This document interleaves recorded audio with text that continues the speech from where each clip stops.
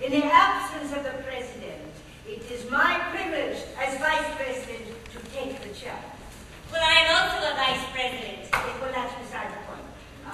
Will everyone kindly be seated? Well, you know, I think I'm sort of a Vice President too, in a way. Well, I think that if you study the Constitution of our fund, you will find that you are merely a trustee. Well, all right then. I'll be a trustee. I don't mind a bit. I'm going to do the whole production in different coloured food. Are you using roadstrums? Each scene will be played on a different level of design for the mom. Just don't use a revolve, that's all I got to say. We had one of those in Ilford tonight, and that was a boy for the show. I remember one day, Bob Fry comes running in, he was my stage manager then. I'm putting on my makeup, so he comes running in and says, look here, old boy, we're up the bloody spout, and we've all gone wonky. Mr. Bolton, yes. I think we really should concentrate on the business that we are gathered together to discuss. Gathered together sounds awfully sweet, doesn't it? Almost religious. Mr. Farmer, I take great pleasure in declaring this meeting over.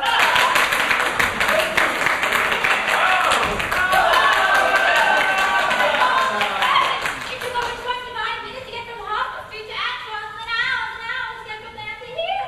And now I've kept you all waiting. You think I'm absolutely frightful. Dear, all over to life, I quite definitely wish I were dead.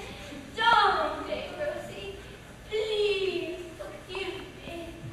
Thank you. You were an Elise. You were divine the other night. I couldn't come round to see you because I was at the party, but your second act wrecked me utterly. The mascara streamed down my face. Ronnie said I looked exactly like a zebra. Hester, you look lovely. Have you just come up from the country? Oh, how I wish I had hair like yours, all rushing away like that. Mine has to be actually tortured to make it look like anything at all. Antoine hates me. He groans whenever I go to the shop, and whenever he groans out and growls, and it's all too horrible. Julian, darling, I have a message for you from Marjorie. I'll give it to you later. Her message for me. He's frightfully good. Maurice, for God's sake, don't sit where I can see you, or I shall equal and spoil everything. Hello, Johnny. It was most awfully sweet of you to let us have this theatre for our meeting. Now, I haven't been to your show yet because I've been away, but I'm coming next week, I swear. We start rehearsing on Monday. I'm really frantic. Bobby's in the country, can't be found, and the last act is unplayable. Positively unplayable, and you know what Bobby is. He won't be right a word unless you hit him over the head. I promise you all here and now, I shall never do another play as long as I live. That's fine. Where do I sit? Well, you take the chair, Miss James. Ooh, it sounds terribly important. I'm sure I should have a hand or something. Darling Jane Rosie, excuse me. Please. Give me out. You're sitting here as quiet as an owl spoken, my darling. This dog worships me. It's fantastic, it really is. Atherton Blake gave him to me just 2 weeks before he died. It was the most extraordinary thing. I felt that there was somehow a part of that Atherton in this Atherton. Do you know what I mean? It was as though...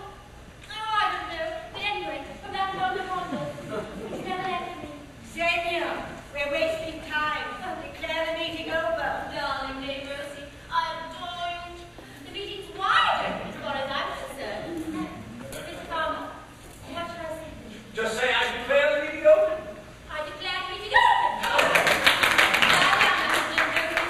No use pretending you've never been on a stage before. He's an old pro, you know. He was with me in Ladies' Laughter. I don't trust animals on the stage. We had, well, back in our winter days when I learned my lesson, we had a horse and a flock of geese, and what they didn't do was nobody's business. I like to play a little scene with a parrot. How lovely. I'd like to play a play with nothing but animals.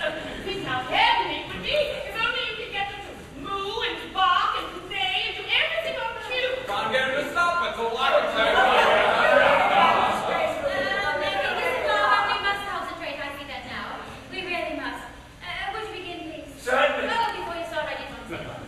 And that is, that I think we ought all propose a vote of thanks to dear Mr. Farmer, not only for coming here today, but for all the wonderful things he's done for Gallagher. Thank you, Mr. Farmer. Perhaps you make me jump.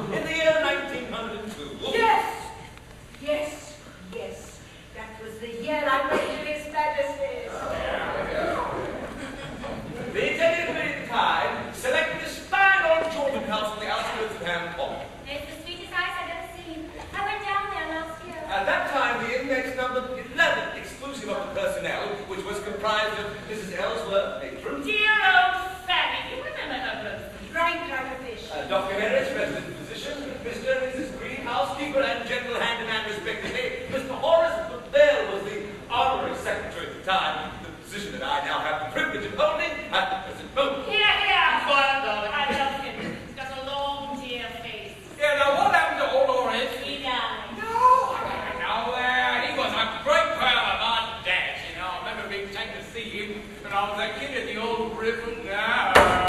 Some music, oh, they found another river. Anyway, what a comedian he was. There wasn't any gag he couldn't crack. I remember to this day one thing he did. Come in, dressed in a fire. Johnny, darling, will you sit down, please? Mr. Farmer would like to talk to us. Oh, I'm sorry. There's Johnny Bolton, the man that made me snore. Please proceed, Mr. Farmer. In those days, the total capital of the farm amounted to just £1,700.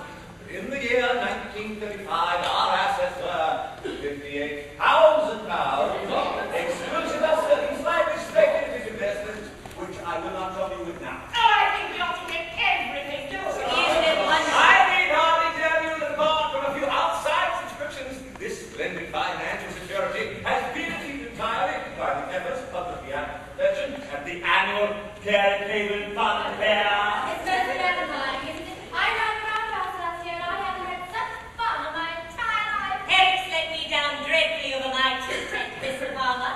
They sent me no sugar at all and no spoons. That made it all right, then, didn't it? Then I didn't interrupt. What is this, Miss Palmer, about my lucky dip? Never mind your lucky dip now. But I think Mr. Palmer ought to know. There was a tin tax in the sawdust and this horrid sticky stuff. Yeah, we did all right with the old on the capital, but the kid was on a small side, just on us.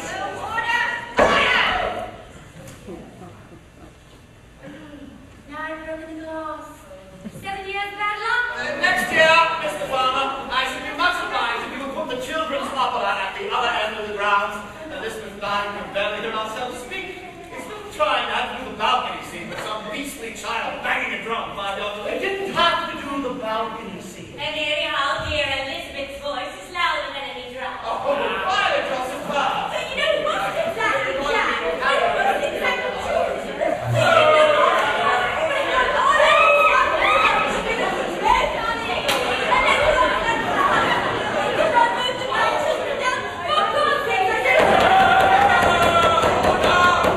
I want to state here and now, Mr. Farmer, that the mismanagement of my ice creams was nothing short of disgraceful.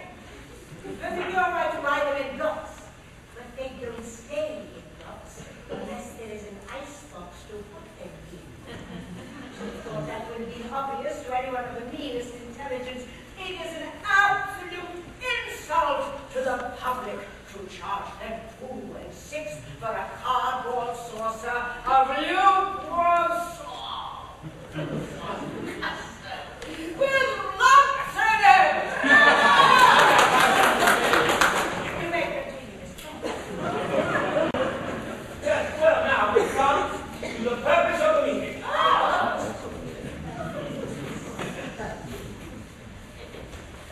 As you all know, no structural alterations, in fact no alterations of any kind, can be made to Gary Cable without the consent and approval of the entire Executive Committee. I have therefore, acting on a letter from our President, Miss James, on the 24th of November, 1925, in reply to a letter of mine on the 3rd of October of the same year, a proposal put before you for the building of a new wing.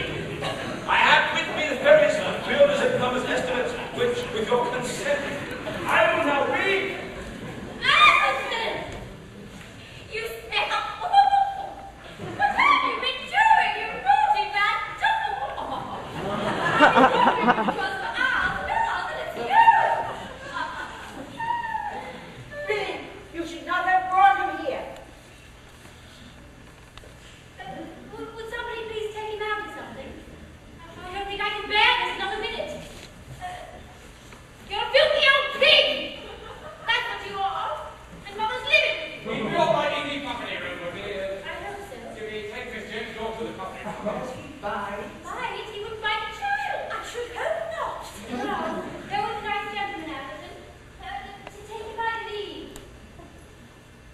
breaks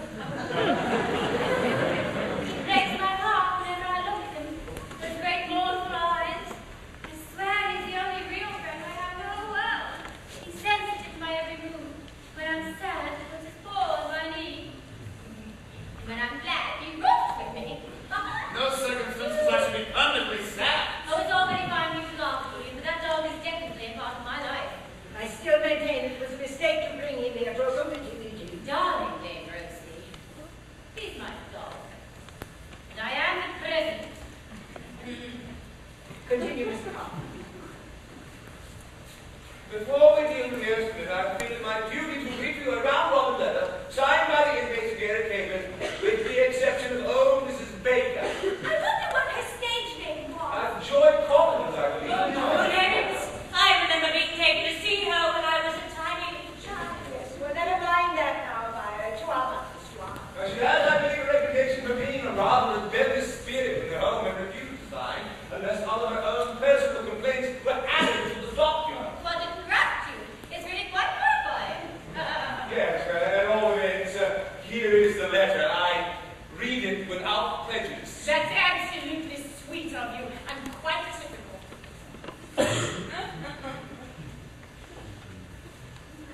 Dear Mr. Farmer, we, the undersigned, would be very glad if you would read the following letter to the committee.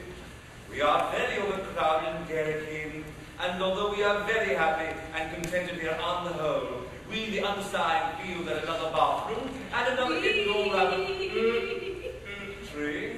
as we only have one of each at the moment, would be not only more comfortable, but really necessary.